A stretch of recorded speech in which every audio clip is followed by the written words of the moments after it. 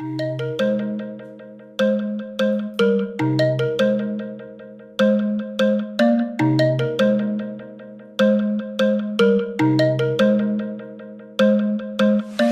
and welcome to the lecture on the first half of Flow My Tears, The Policeman Said, the novel we're ending the course with by Philip K. Dick.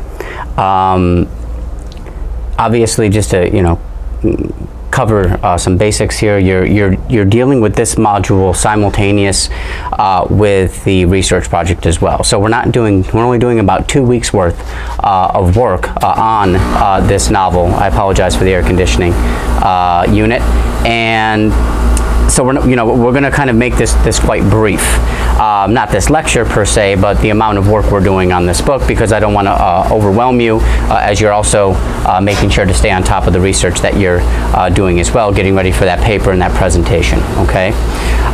So this is going to cover chapters 1 through 12. I know this book is broken into 4 parts, the 4th part being the epilogue alone, but it's probably just a bit more convenient for me as I kind of work this out and produce these lectures to go the first half, chapters 1 through 12. Second lecture will deal with chapters 13 through all the way through the epilogue at the end. So just to say a quick thing about the the protagonist of this piece, Jason Taverner, or Tavern, because we know he has these kind of this dual identity that's at work here throughout the novel. It's common for Philip K. Dick, and I would imagine it's common for a lot of authors who kind of deal in science fiction or kind of mystery, or who knows, maybe even fantasy. But it's common that our protagonist is also the biggest perpetrator of a negative set of ideals or a kind of agenda, right? Usually in a Philip K. Dick novel, your protagonist starts off as an employee who works for the corporation that we come to find is committing some atrocities or some evil on the world, right?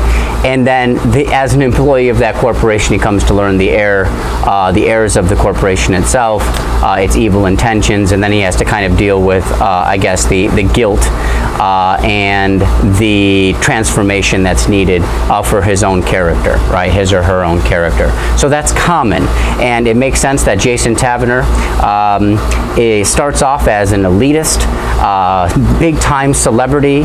He's a 6, which means that genetically speaking, he's been altered to be a superior being, and he starts off at the very top, and in some ways this is a group of people that is kind of perpetuating a certain kind of system on ordinary people, or as they call them, ordinaries. So he starts off as a person who's essentially an insider in this elite club. And of course we know that that's all going to change as well, right, as the text progresses. So Jason Taverner is a prime example of this. He will come to recognize his own immortality once he loses his incredible status and can witness firsthand what it means to be a valueless peon, right? Somebody with very little value. So the first, aside from Jason, of course, the first major character is Heather. She really is described as his only confidant, the person that he relies on, that he can be open and honest with. She also is a 6, so that in itself is kind of a reason for their close relationship, the bond that they have. And we know that later on, after he kind of loses his identity, after this kind of miraculous event in which his identity is erased, he will seek her out later in the text. Jason refers to his fans as ordinaries, which is another theme that Philip K. Dick explores in a lot of his literature, which is the torment and the difficulty of just being a regular Joe Schmo average kind of person, right? That we, as ordinary people, we always want to kind of surpass some limited potential of our lives and become something great, right? And I guess a celebrity is probably a pretty good example of that, right? So somebody who kind of rises through obscurity and just kind of your everyday person into the limelight, and is this example, right? This kind of universal example of talent, if you will, right? But how do we just find comfort in being ordinary? Another beautiful short story I would definitely encourage you to read is called We Can Remember It For You Wholesale. It's the short story, believe it or not, that leads to the film's Total Recall is based off of. The original Total Recall, me being an action kind of film guy, especially in my teenage years, is one of my favorite films, the one with Arnold Schwarzenegger. I never saw the remake that they just did a few years ago, but both film versions have very little to do with the actual short story that comes from the genius of Philip K. Dick. And I encourage you to read it. That deals with this theme wholeheartedly, right? This idea of just being average and wanting something more in your life. And I won't say exactly kind of what ends up being the sentiment of that piece or the thematic statement that's expressed, but you'll have to read that on your own. Again, it's called We Can Remember It For You Wholesale, right? So Jason will, it's kind of, when I talk about this conflict once more, it's the restlessness and the accrued despondency that comes from being average. And Jason will eventually come to experience this, right? Now, when Jason, as a big-time celebrity, maybe one of the biggest that the society knows, you can liken him to kind of a Jay Leno, if you will, or a David Letterman, right? These major kind of entertainers. When he talks about his fans as ordinaries, what does that say about the celebrity perspective on everyday people? And what do you think are celebrities' kinds of feelings and thoughts toward their fans and people who are just everyday, ordinary human beings, right? Do you think they despise them? Do you think they truly appreciate them? Obviously, it's probably different for whatever celebrity you're talking about, but if we could generalize, what tends to be the celebrity attitude toward regular people like you and I? Do they think we're stupid? Do they think they're better than us, right? Et cetera, et cetera. Questions, of course. So, to be a 6, right, we do find out, this is kind of one of the science fiction elements of the text, which is this genetic modification of a very few amount of people who we call 6s. And they're almost kind of, almost in a way mythologized within this society, right? People know they exist, but to know one is probably pretty rare. And of course, we are following a 6, right? We're following Jason. So, if we kind of take this science fiction feature of being a 6, a genetically modified human being, we know that right now this is impossible. It's probably not too far away, probably in all reality, maybe 50 to 100 years, probably definitely by 100 years, we will be genetically modifying babies so that there won't be any imperfections whatsoever, whether it be eyesight or baldness or diseases, illnesses, or you know, tendencies for alcohol. There's all kinds of things that you can tweak genetically speaking, and we're probably not too far away from that, right? You're probably looking in the next few generations, that'll be a reality. But we need to analyze this idea of genetic modification for our purposes that make sense for the year 2017 or for the years 1960s, 1970s when Philip K. Dick is writing and publishing his work. And I think we have to go to racism, right, or some ideas of race. Now it could be, and I've read that about this book, we do get some moments where it's very clear that we are discussing some kind of idea of race, what has become of race, and primarily we're talking about African American populations, right? We'll discuss that more later on. But to be a 6, what are the racial implications of being a 6? To be a 6, generally speaking, is to be on top. It's to be superior. Can we start to say that that's what it means to be white within our society, right? To be white is to be on top. So maybe to be a 6, maybe one way of looking at this, I'm not saying this is the end all be all, I'm just coming up with suggestions, is the idea of white privilege, right? To be a 6 is to be in possession on a level that makes sense for us of white privilege. And we know that it's not to be denied. There are certain things that come from white privilege that better a person's life, and we can discuss those at some other time, right? Theme that I want to express early on here is the worship of celebrity. Do we as ordinary people worship celebrities within our culture? You know, every night on the major networks, CBS, NBC, all these kinds of programs, before the regular news, they always have celebrity news. What are the celebrities doing? Oh, they're crossing the street. Oh, they're having a baby. They're doing this. Is it to the point of obsession? And that's what's given to us. That's what's fed to us, right? It's not necessarily that we're asking for it, but it's probably a two-way street. There is some demand for this kind of news, right, where we are constantly prying into the lives of celebrities, right? Do we worship them more than other things within our lives, within our culture? And if we do, why do we do it? What are the advantages of worshiping celebrities? I think we could, if we're having a critical conversation about this, there might be some advantages, and then obviously we look at the other side of the coin. What are the disadvantages to worshiping celebrities? Right? Well, if I worship a celebrity or I praise a celebrity, I might never praise myself, even though I'm very capable of the same kinds of feats or the same kinds of accomplishments, right? We also find out that within the society, a big part of reading science fiction is starting to gain a comprehension of the world that the author is creating for us, right? The society that he's presenting to us. And in this society, students are persecuted, right?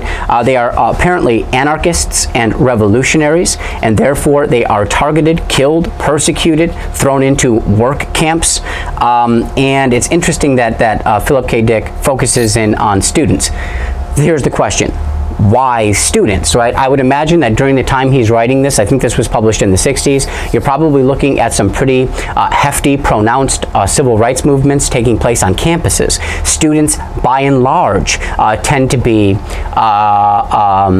that age group that students are comprised of, tend to be politically active people, believe it or not. Sometimes you listen to the news and they tell you, oh, those millennials, they don't care about anything. But if you actually look at who is a part of these protests and who is a part of these developing kind of revolutionary perspectives, it tends to be students, right, in that particular age group. So I think with that in mind, we understand why students are targeted, because they are politically active, because they are on campuses where perhaps these kinds of conversations are still taking place about equity and injustice and oppression and issues of the like.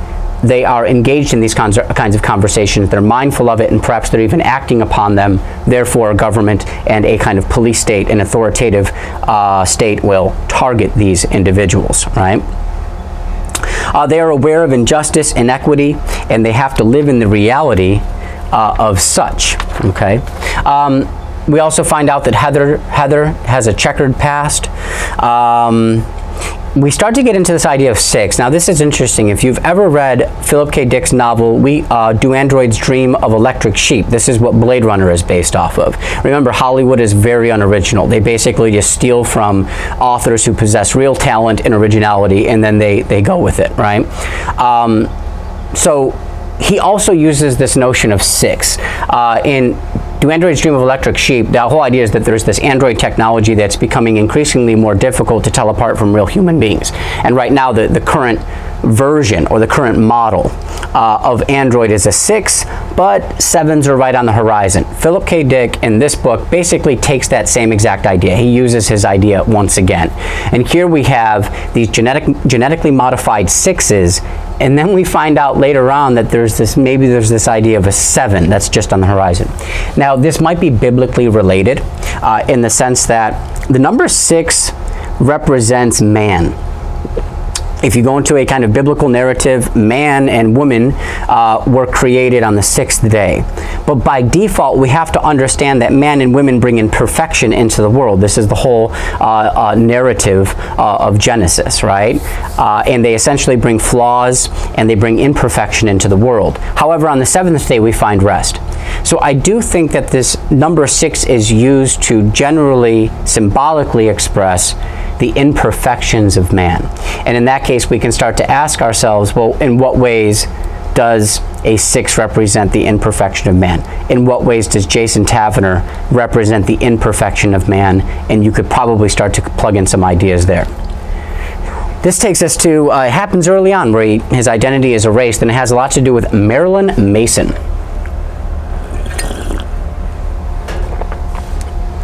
And if you read the name Marilyn Mason, it's hard not to be thinking Marilyn Manson. Of course, the serial killer who essentially encourages a cult of followers, who murder, believe it or not, celebrities. That's interesting, right? They murdered some celebrities, some rich people, and also there's this kind of idea of satanic and Nazism. There's a lot of stuff tied to Marilyn Manson, right? And we're not talking about the singer who bears the same name. We're talking about the actual serial killer who I think is in prison somewhere in California here, right? Marilyn Mason, back to the text here, is Jason's protege, which is to say that he is cultivating the character psychologically and emotionally. And that's interesting because if Jason is a very flawed individual, in some respects, I would say probably, I wouldn't say greedy necessarily, but definitely uncaring of people who are kind of under him. He seems to have a brutal honesty to him. He doesn't really have a lot of sympathy, compassion, or consideration for individuals. So I think there's definitely some negative things we could say, some critical things we could say of him. Well, if this is his protege, then he's teaching her to be the exact same thing, right? And I think we're aiming at a pretty dark angle on celebrity and self-acknowledgement and acclaim. I know if you look into Marilyn Manson, again, the serial killer, I mean, he kind of put himself on a pedestal with kind of God in some respects, right? Just a very powerful figure. And he was quite self-indulgent in that respect, okay? Chapter 2. I ask once again, because it's being presented to us once again, why target and persecute students? And there's a reason for this. Educated classes are aware of the reality and the idea of suffering and struggle and can explain and relay this understanding to others. So in order to restrict that awareness of suffering to the general masses, then quarantine the educated classes, target the educated classes. This idea comes to us from Eric Arthur Blair, and this is that's the real name for George Orwell, which was his pseudonym, right? And the idea comes from his essay Shooting an Elephant, and he's talking about his time as a kind of colonialist police officer in Burma, and basically that's what the British Empire, that's what the kind of police force of the British Empire did to the society of Burma. They would target the educated classes for the simple reason of preventing them from spreading some kind of an awareness to the masses, right? So that there wouldn't be uprisings and contempt for British rule, so that they could keep and maintain their colonial empire in that region, okay? So target those students.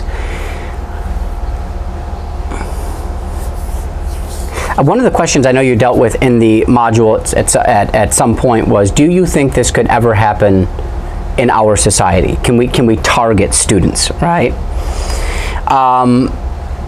And if so, if not so directly, like putting them in work camps. Notice when you put somebody in a work camp, you're essentially restricting their mind and the capability of their mind. Well, that's why, throughout history, intellectuals and academians have always been taken out of their positions where an intellectual capacity is needed and put into work positions, right? Work camps, so that this kind of gets unplugged, right? And it can't have an effect on anybody. But can this happen in less subtle ways within our society? And the answer is, it already is. And for some of you, you might already be keenly aware of it. It is called student loan debt, right? Here's the idea, and I'll be very quick with this. It's almost like a modern day form of indentured servitude. Basically what happens is, let's say you go to college for 4 years. Now you're going to Moore Park and the tuition is pretty inexpensive, right? Which is a good thing, right? But you all know private schools are out there. I went to private schools and I took on a lot of debt, right? And I was very fortunate to pay it off. Some people aren't. Here's the idea. You go to a 4-year institution, right? And maybe during that time you have some kick-ass professors, right? And really interesting and thought-provoking professors. And they're talking about all kinds of social, political, economic, racial issues, spiritual issues perhaps, and it's really turning you on, right? It's really pumping you up. You're going to go into the world and you're going to make a difference. You're going to make a change, even if that requires or demands of you protesting and kind of sacrificing certain elements of your life so that you can be a part of a greater cause, right?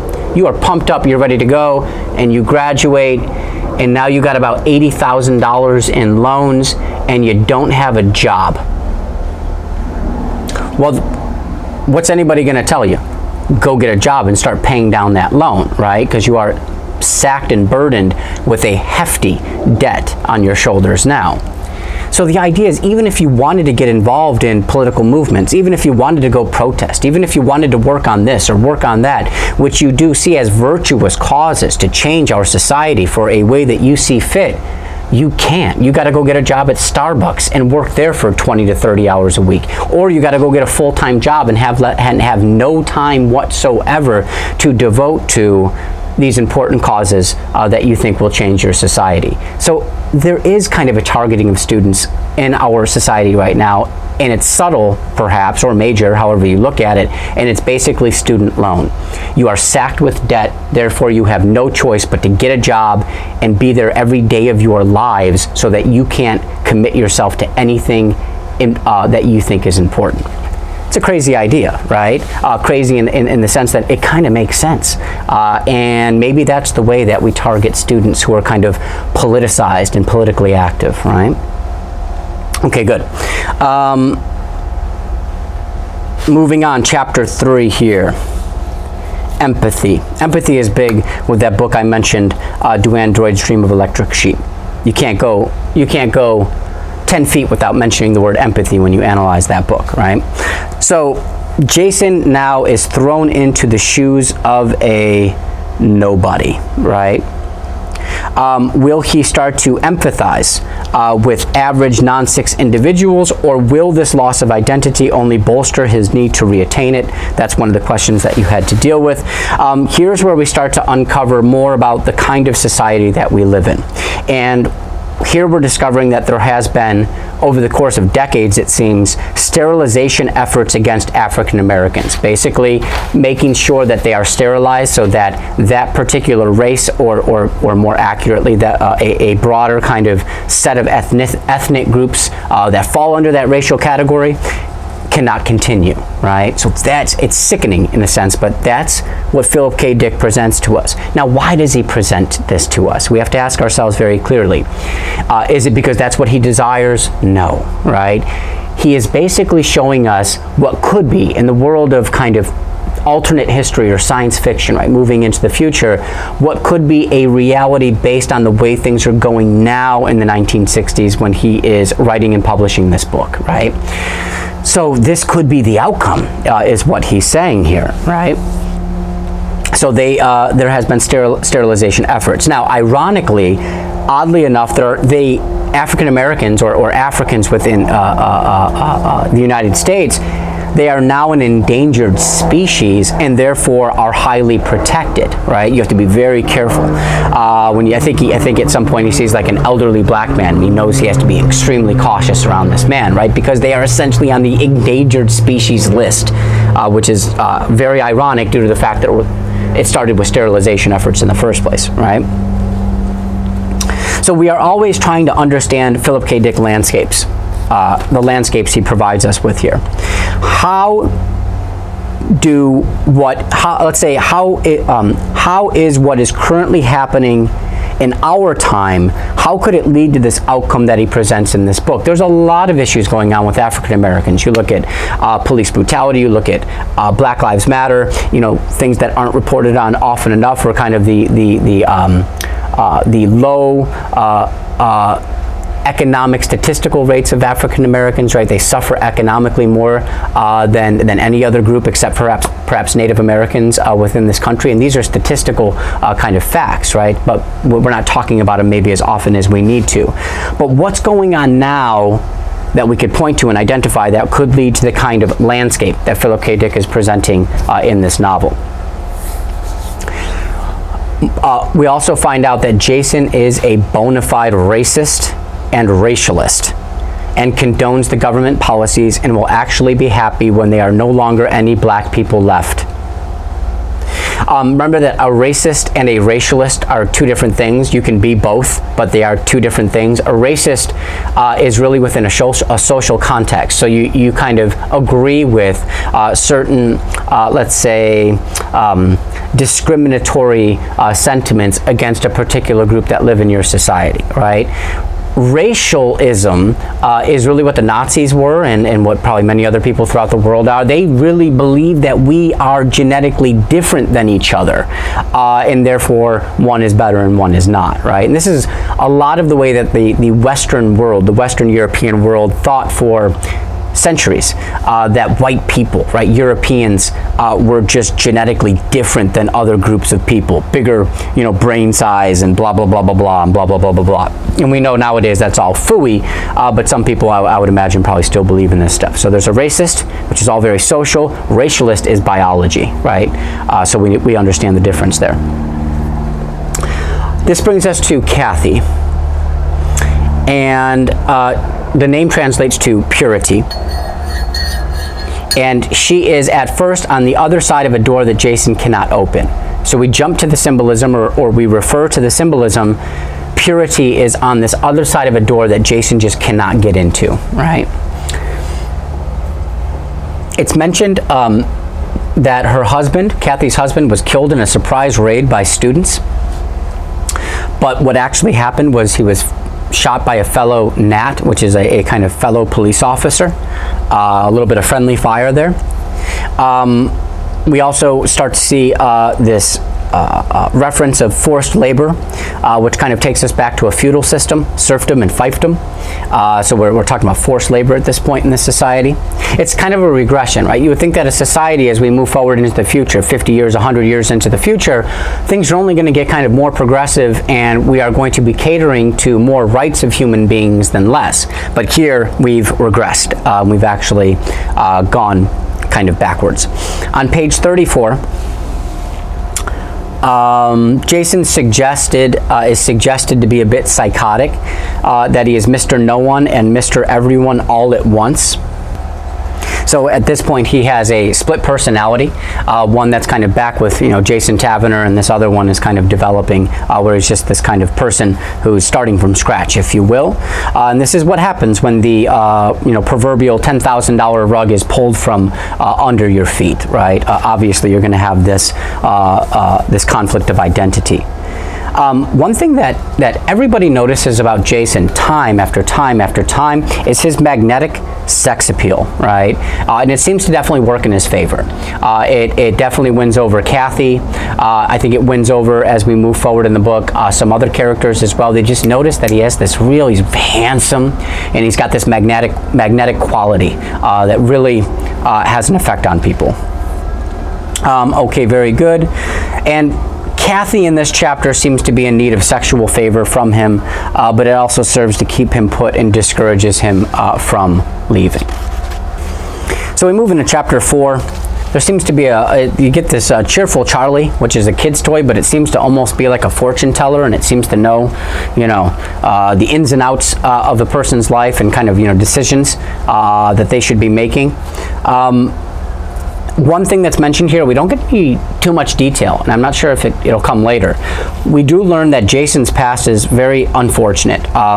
He refers to them in the beginning of chapter 4 as his early bad days, right? His early bad days. So this reversion to the underbelly of society is essentially a reminder of his past. He's been here before. Maybe before he was granted his genetic modification as a 6, but he's been kind of down in this environment before, and now he has returned to it as well.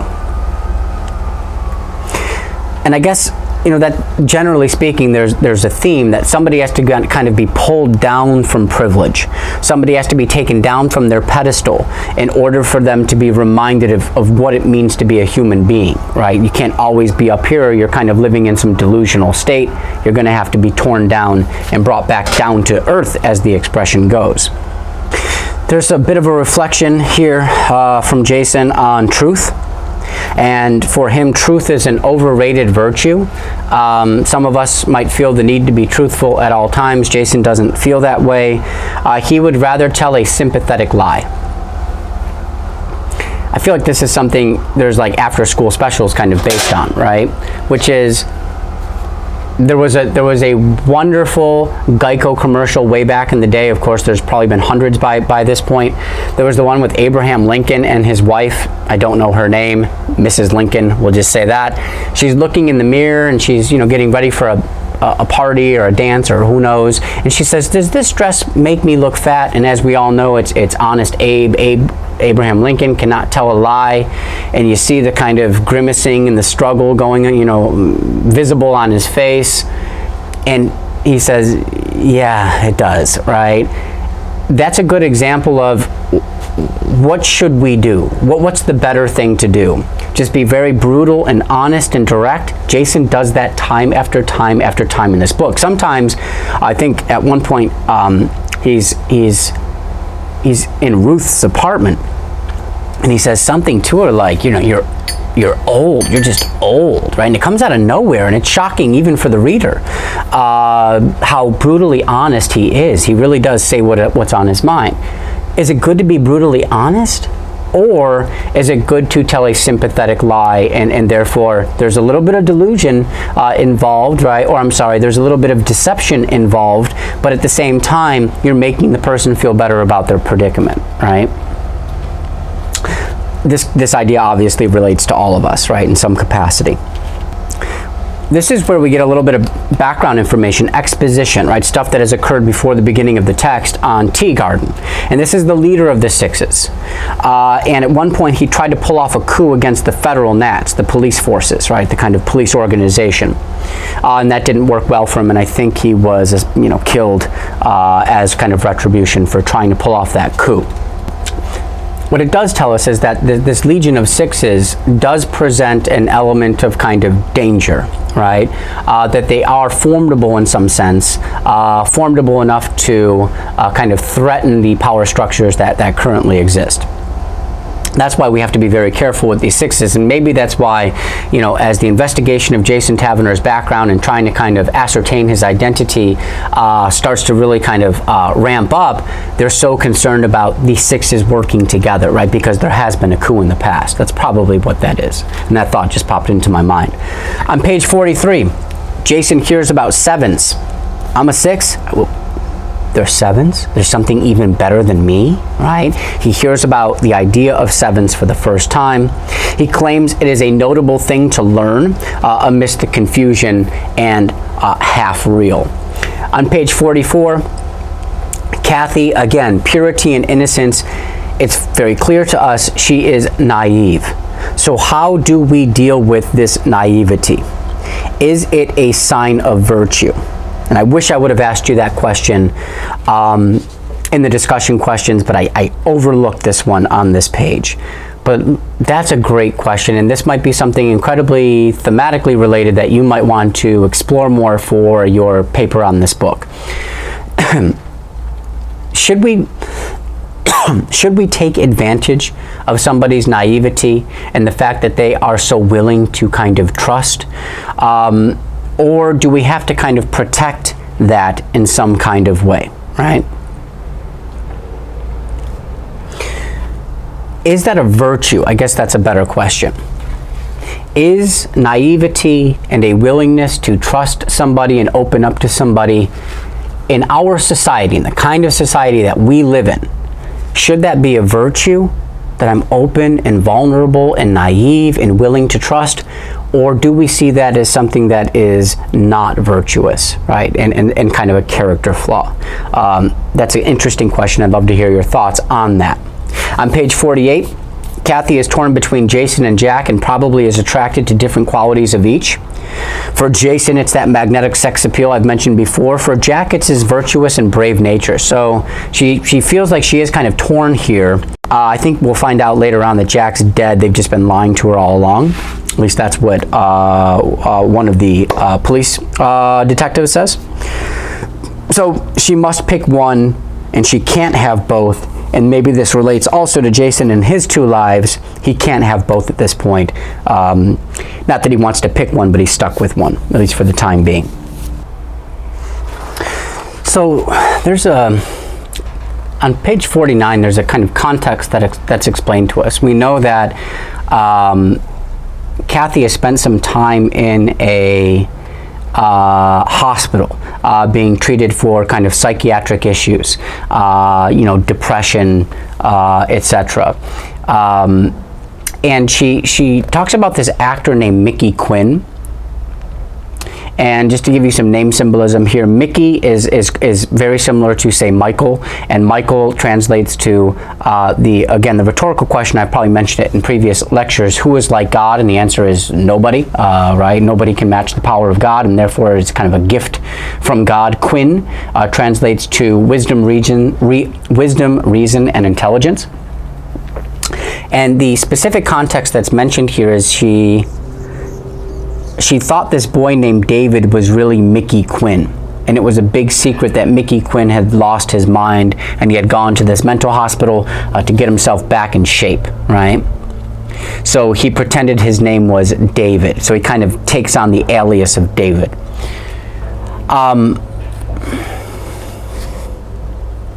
So she mistakes David for Mickey, or a person for God. This gets at the idea of a God complex. Isn't that what being a six or being a celebrity and part of the elite of society is all about? That you are constantly mistaken for God in some respect. It's complicated. At least looking at my notes, it's quite complicated, but I think all in all, I think this scenario that Kathy is discussing represents the choice of perspective that innocent, naive man has to choose from, right? Are we made in God's image, or is there some independent idea that we have of ourselves? Each perspective presents equally big, challenging shoes to fill, and I think Kathy might be choosing, because she chooses Jack, which the name translates to independence, an independent perspective. That could be the case. It's hard, I think there's a lot of stuff in this book that's hard to analyze, but I think if the author is giving so much attention to this kind of background here, then it's something we have to try to make sense of. Okay. They, without saying much at all, Kathy and Jason tend to have some pretty interesting philosophical kind of debates here. On page 53, they're talking about, responsibility for your actions against others, your moral and ethical responsibilities to other people. So they definitely kind of go back and forth and share some opinions here. She has a kind of psychotic episode at the Italian restaurant that they go to. And by the end of it, the waiters bring her back out and kind of return her to Jason. And at this point, we realize that he is stuck with her. She who represents the flagrancy and discrepancy of human endeavor, betrayal, submission, desire, conflict, etc. She is a human being who must suffer, and he must observe, especially as a six, as close to God as it gets, who has been removed and sheltered from the pains and sufferings of human existence. So it's probably been a while since he's had to be around somebody like Kathy, who really has suffered the pain of being a kind of normal human being within this society, and now he's face to face with it, right? There's no getting away from it. It's almost like a kind of, he's shackled to her pain, right? Okay, very good. So that brings us to chapter 5. So on page 59, the idea that comes to mind for me is that we're kind of bound to a single archetype, and no matter how hard we try to escape and remove ourselves from it, we can't get away. archetypes that bind us together, an archetype being God, and kind of what we can say about madness in human psychology. Jason has quested to remove himself from this bind, but he has been faithfully joined back into it, and Kathy is his observance of the sutures that bind him to this singular archetype. So, everything is probably a necessity for Jason at this point, after he's kind of lost his identity and been thrown into the kind of underbelly of society. Everything is probably necessary for him, right? Hanging out with Kathy, having to deal with her issues, etc. On page 60, there is an honesty that is referenced, which is to say that there's probably some other kind of honesty, an honesty that probably, an honest honesty is an honesty that has to be qualified in some regard, right? Honesty is no longer cutting it. Oh, I was honest, which means no, you weren't being honest. Now we have to get at this idea of an honest honesty, right? It needs to be qualified. On page 61, as soon as he kind of frees himself from her, he says, the narration says, I've lost her, he thought, and in doing so, I have probably lost my goddamn life, right? So there's something about Kathy that is required for him, right? It's essential to the life that he has at this point.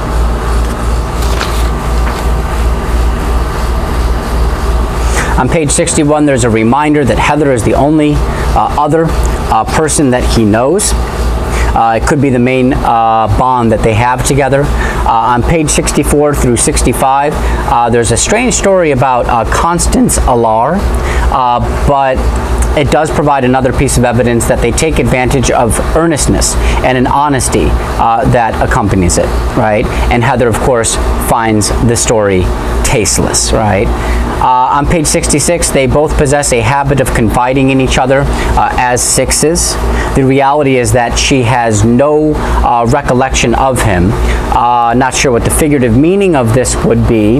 And on page 68, when it's mentioned, no, it's not funny either way, because there is real suffering and real death passing the time of day in the wings. Through experience, he is having a consideration of real suffering. Living in it makes it real, right? So you have to actually experience suffering for it to be real, a real concept for you. As I read from my notes, it does remind me of what we do what I do a lot in classrooms, is discuss ideas of suffering without actually living through that suffering. So is it still an authentic discourse to have, or do you actually have to live it and breathe it and sleep it, so to speak?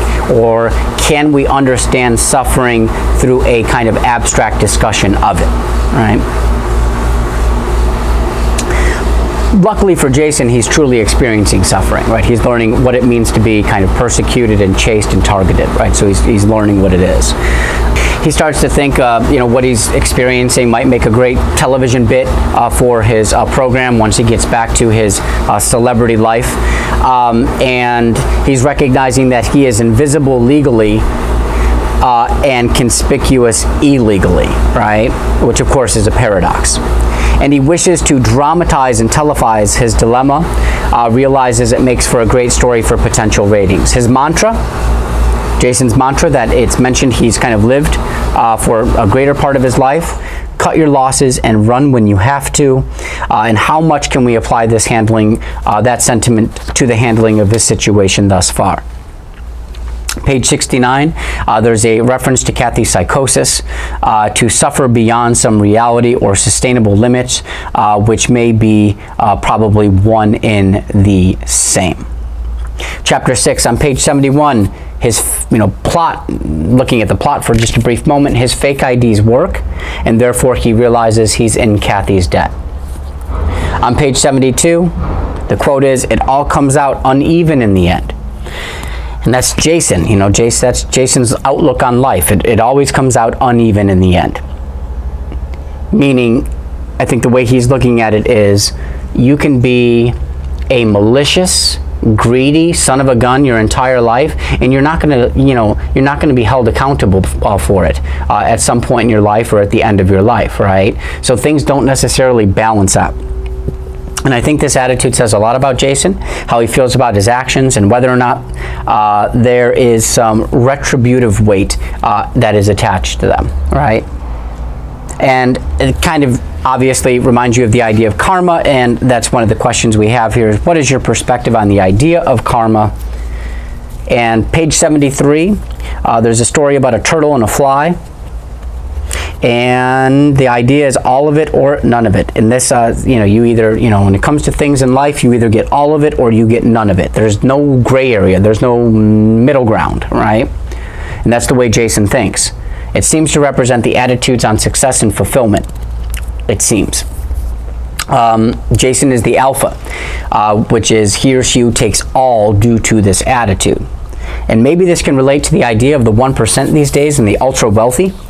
And neoliberalism, which kind of is benefiting the 1%. Maybe their attitude is there is no middle ground, right? You either take everything that you possibly can, or you get none of it, right? And it's a dichotomous way of thinking that can lead to some problems. Jack is always returned to, while Jason is merely a substitute for Kathy, and Kathy knows that, right? So Jason's merely a substitute. She'll always have Jack to return to. Even psychologically, in her mind, she will always have Jack to return to. On page 75, Jack is pretty much a psychotic delusion for Kathy. He died in a quibble accident some time ago. On page 76, Jason is astonished at Kathy's refusal to betray him. He actually can't believe it. He's quite astonished by that. Moving on. In this chapter, this was one of your questions, I believe. We're talking about a betrayal state. This idea that betrayal is just a part of our society. We betray people, right? We're used to being betrayed, right? And that's kind of the way. That's the underlying kind of, theme and feeling and operative of our entire society. Betray and be betrayed. We learn it, we mimic it, and it permeates our society. It erodes a lack of trust between people. I think that's one of the biggest, broadest, probably most important themes that this text deals with is trust and honesty between different people. Whether it's different racial groups, whether it's different class groups, whether it's different religious groups, I'm talking about our reality, right? Is there a genuine trust that we can rely on between these groups, or is it constantly betrayal, betrayal, betrayal? And that's one of the questions. Can this be applied to racism, classism, sexism? If so, how do we start to construct bridges of trust, honesty, and feel an affinity to each other despite these distinctions, right? Does a betrayal state breed and cause other problems and lead to, as Jason reflects, the McNultys of the world, right? People who use and demonstrate the idea of betrayal in order to kind of perpetuate their own lives.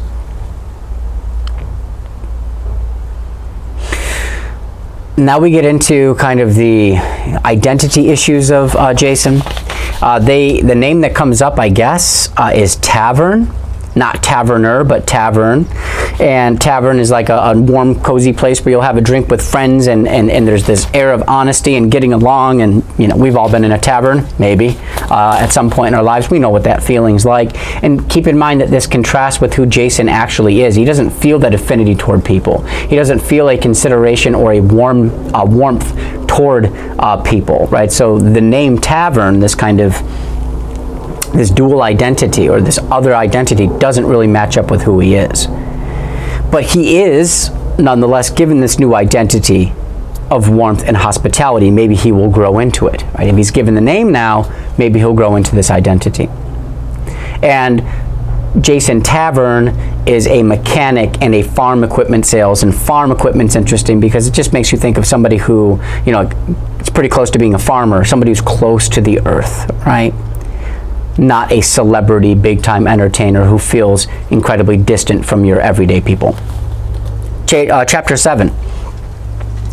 Page 85, we are introduced to Police General Felix Buckman, a major character in this text. My gosh, now that he's introduced as these chapters move forward, he's almost like just as much of a main character, at least my feelings, he's almost as much of a main character as Jason is.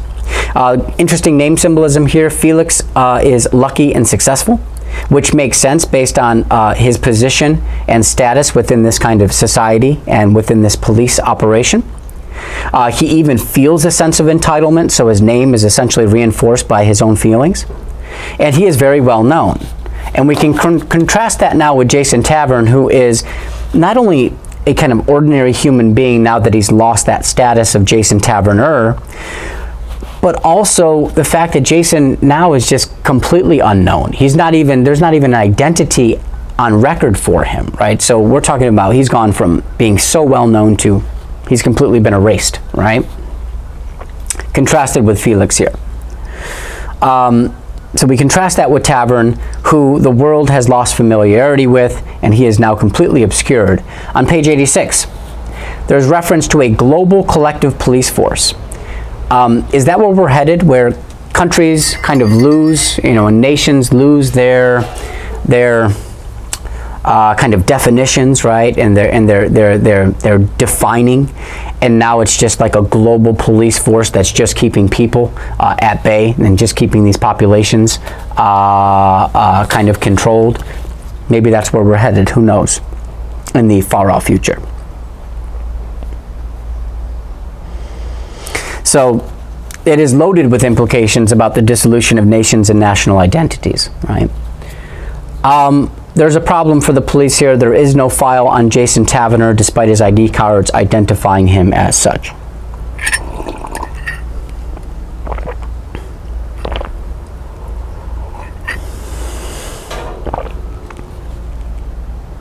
Page 88, Kathy helps Jason, and Buckman helped Kathy.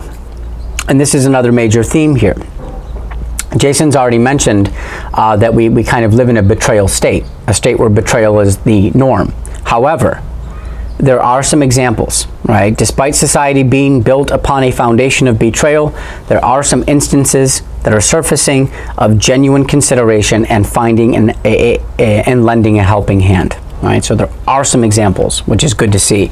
Page 89, we are introduced to Felix's sister, Alice, who is a major drug user, heavy into drugs. This is a major contrast to her brother, Felix. And it pains him. On page 91, Alice has done and pursues so many mind-altering drugs that that Felix feels that fear has been removed from her, and all that exists for her is now pleasure. And this bugs him, right? He hates the fact that she is not. He hates the fact that she doesn't feel that she has to follow rules, right? In any good kind of police state or any society, really, the idea should be you feel inclined, you feel pressured, you feel happy even about following rules that are set in place. Alice doesn't feel the need to follow any rules, right? And I guess this idea can be likened to Jason, who grew bored or complacent to pleasure and now resides in fear, right? So Jason lives in fear now, and that's kind of what Felix prefers, that people live in fear and know that they need to follow rules, right? That takes us into chapter 8, just a little bit longer here. Page 93. Jason's got money, good looks, personality, and one more thing, 42 years of experience as a six, but he lacks one thing, one crucial thing, even within our society, ID, because your identification is essentially an existence of some kind. And if you lose that, you lose so much. 42 could be biblical, the number 42 has a direct connection to the coming of the Antichrist, and his efforts will last 42 months in the end time, right? So I'm not sure if that necessarily works. Page 94, there's a plot issue here. He is the only thing that has changed, been erased. Everything else remains the same. Everything else remains the same. The only thing that has changed in the world he now resides in is his identity doesn't exist. Page 96. Here comes Ruth Ray. Ruth translates to companion, friend, and vision of beauty. I think those are essentially reinforced by her character. And Ray, R-A-E, translates to grace. So Ruth Ray is given very positive name symbolism here. She is essentially contrasted with Kathy because Jason says he feels they would never groove, they would never get along, she and Kathy. On page 98, Ruth kind of remembers she doesn't remember him, but she does remember an experience that they shared together. And Ruth's name now, taken from her now current husband, is Gomen. And the only symbolism I could find here comes from the Japanese, would be forgive me, pardon me, right? And maybe perhaps she has reformed and repented to a certain degree with this brand new name. I do apologize for the AC. I hope it's not too loud. Ruth is 39. That's a year before the kind of trial begins in a biblical context, right? 40 is a year of trial, 40 days, 40 nights in the desert, right? 40 weeks or whatever traveling through the desert. I might be a bit incorrect here, but it means the idea of trial. She's a year from that. Page 100. There's another instance of protection. Ruth is protected by her boss, and she shares the story, and he keeps her from being sent to a labor camp. So we always get these little subtle yet shining examples of people protecting people and helping people and considering people in this text. And then she says, based on that, she says, you never see the ones who really love you and help you. You're always involved with strangers. So the ones that really give you that helping hand, you're not really focused on them. You're usually too fixated on strangers who aren't really doing you much help. And that's thematic in itself, right? And you might agree or disagree with that idea. And if she's giving this advice, at least from a kind of narrative perspective, maybe it's advice for Jason, right? He does not see the people who are truly trying to help him. Chapter 9 begins with musings on thermodynamics and entropy. And entropy is the kind of, destruction of energy, right? The complete loss of energy. So maybe this is a kind of lifelessness for Jason, and he can't get it back. Page 102. There's a reference to Ruth's sister-in-law, Monica Buff. Symbolically, she is the idea of violence and aggression, right? I think Monica translates to, the name translates to advisor, but Buff is, it's got all kinds of, it basically just means violence and aggression, like buff and blow, like a blow from the fist. For all you Fallout 4 people, you know about buff, right? You take a little buff and you get stronger. So that's kind of the name. Jason admits that he had a brief mind-blowing affair with Monica Buff. Monica Buff is like, she kind of defies most feminine, kind of superficial feminine, or should I say stereotypical feminine qualities. She's kind of not showered and a little ratty, she's not kind of well kept like you would imagine the stereotype for women is, right? And she's violent and aggressive, her name at least, and she steals peaches. Peaches is immortality, and she even feeds escaped students. She does not conform to feminine expectations. She's unclean, she steals, she's aggressive, and we also find out that she's the type of schizophrenic. On page 104, thinking about Kathy and even Monica, Jason realizes that he has no attraction to Ruth, right? He's much more attracted to Kathy and even, he admits, he's more attracted to Monica Buff. And he realizes that he's using her, right, for a kind of protection. Page 105, I can't stay, you're too old. He's brutal but honest, right? He's always got that honesty. It's brutal, but he is honest. Her anger, her response is likened to infancy, new life and birth, newborn snakes, right? Which is interesting. She's kind of likened, she's kind of reverts to a state of infancy when she's reacting to his honesty. And he says it. He says it because he fears age. He fears growing old himself. That's a general question I have, and I put this in your discussion questions. Do we fear aging and growing old within our society? And if so, cite some examples, experiences, observations, etc. Chapter 10. On page 109, this is back to Felix and Alice, and Felix is trying to just appease his sister, right? And he says he's going to give her a U.S. Trans-Mississippi issue stamp. It is said to be the most beautifully engraved, incredibly rare stamp that exists. And Felix had obtained it from a man who traded it for his freedom, right? So that's a pretty big trade right there. It is probably a metaphor for identity. This was one of your questions, not an easy question. Felix resents and is frightened by his sister Alice because she does not play by the rules. I mentioned that. And one of the rules is, if I give you a stamp this rare and this prized, then you should treasure it, you should protect it. But he knows she won't do that. He's almost certain that she's going to go home and burn it. He even says maybe she'll burn just a little bit of it just to show me that she actually did burn it, right? So to Felix, maybe to burn the stamp would be to burn history and all the rules and certainties it is built upon and conceived by. Page 110, there's a reference to music and abstraction. I had linked in a content page this music for you. I'm not sure exactly what to do with it. I think this is tough stuff to analyze. So the two musical pieces, one is by John Dowland, and it is entitled Lacrimae Antiche Pavone. I'm probably saying these incorrect, and I apologize. It's basically 7 tiers, right? And it's like 7 songs, 7 tiers. And the other one that's mentioned, I want to say it's Schopenhauer. I don't have the name here, but it's on the content page. And his musical thing, it was quite groundbreaking. It's like 1960s electronica. So it's some of the first electronica music. Gesang der Junglinge, right, is the thing. I think Bjork, if you know the artist Bjork, was heavily inspired by this guy's music.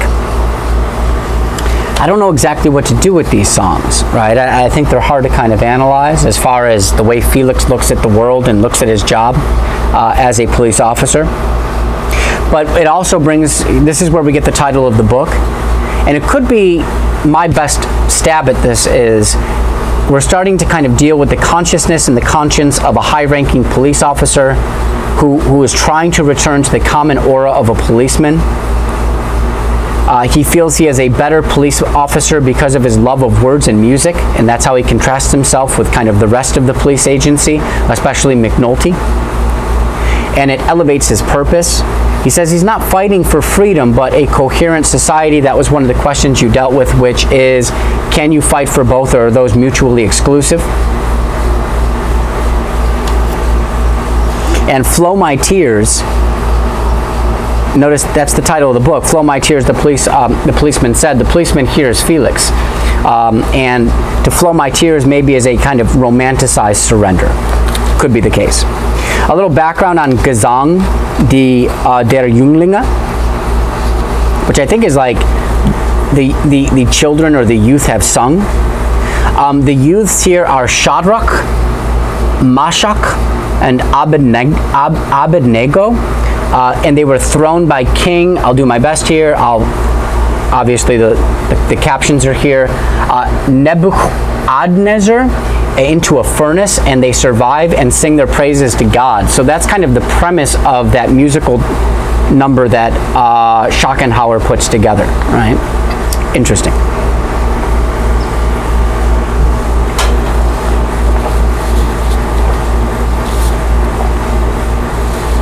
Chapter 11. Chapter 10 and Chapter 11, I think, are some of the most important chapters.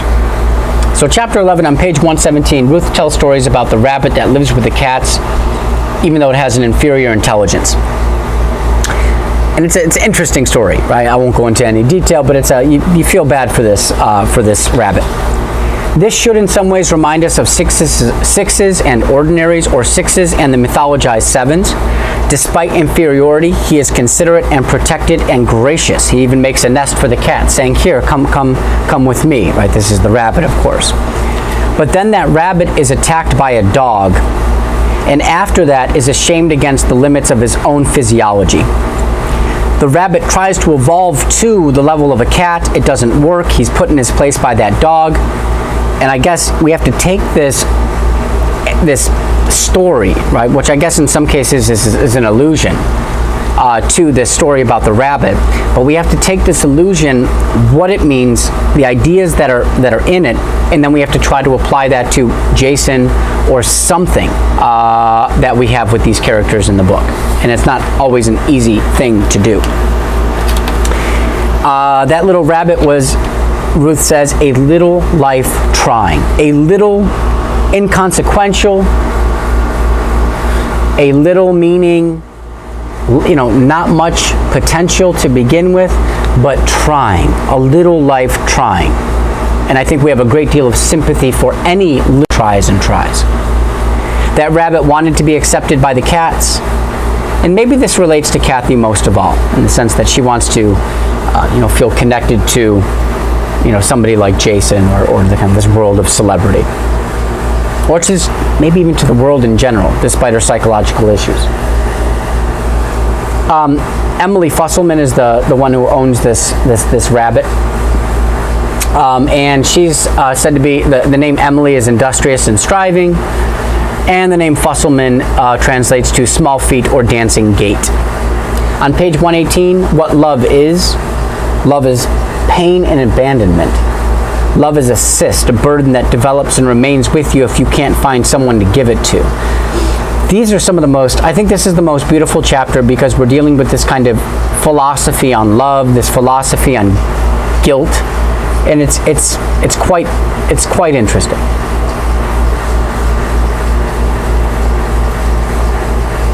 It's that let's say you had a relationship before and you learned what love was. Love finally manifested itself and emerged in your life like it does for all of us, right? And there you had this love with this man or this woman, your partner, and then that broke off, but you're left with what you know love to be.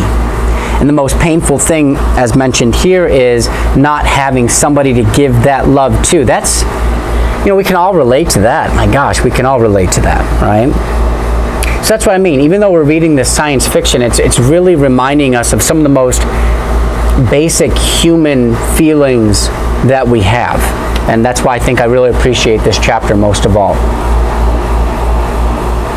It could be that Jason is thinking about the adoration of the world, or Heather, who both have now forgotten him. Maybe that's his love that he's dealing with. On page 119, love overcomes instinct. And the big example they give there is being a father. I have a son who's 15 months old. I can say this now because this lecture won't be viewed anytime soon, as it's toward the end of the course. My wife is pregnant yet again, so we'll have a second child, God and universe willing, all that good stuff. I guess it's true that your instincts are for self-preservation. Me, this man sitting right here, this human being right here, I just want to preserve my own life. But a love for children, that's really what this tends to focus on. Children, we can probably take that concept and think about it more broadly, right? But at least in the literal sense. But now that I have a son, now that I have this next child on the way, their life is more important than my own life. So I will essentially sacrifice my own life for their life. Not just in the very physical sense, but in the broader, like work for them, provide for them kind of thing, right? So love overcomes instinct, especially instinct of self-preservation, which entails a personal, individual survival. So it defies betrayal. Why would I betray you? I would betray you because I have my own life in mind. But if love overcomes instinct, then love overcomes the need for betrayal.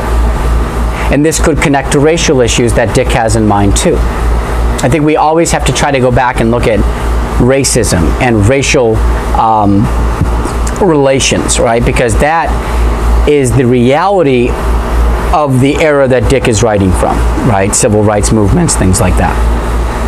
And I've read that that's kind of what he had in mind with this book.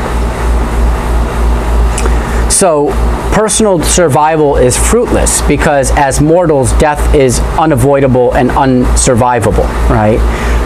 That's an interesting little, tidbit, a kind of point. We spend our whole lives trying to escape death, prevent death, but there's no way you can do it. It's always going to be there. No matter what you do, it's always going to be there. So what is the point of a self-preservationist instinct if there is no getting around death in the end, right? Page 120, grief. It is the final outcome of love. Grief is the awareness that you will have to be alone, which is your ultimate and final destiny of each living creature in the form of death, right? I could probably say a lot more about that, but I'll leave it at that.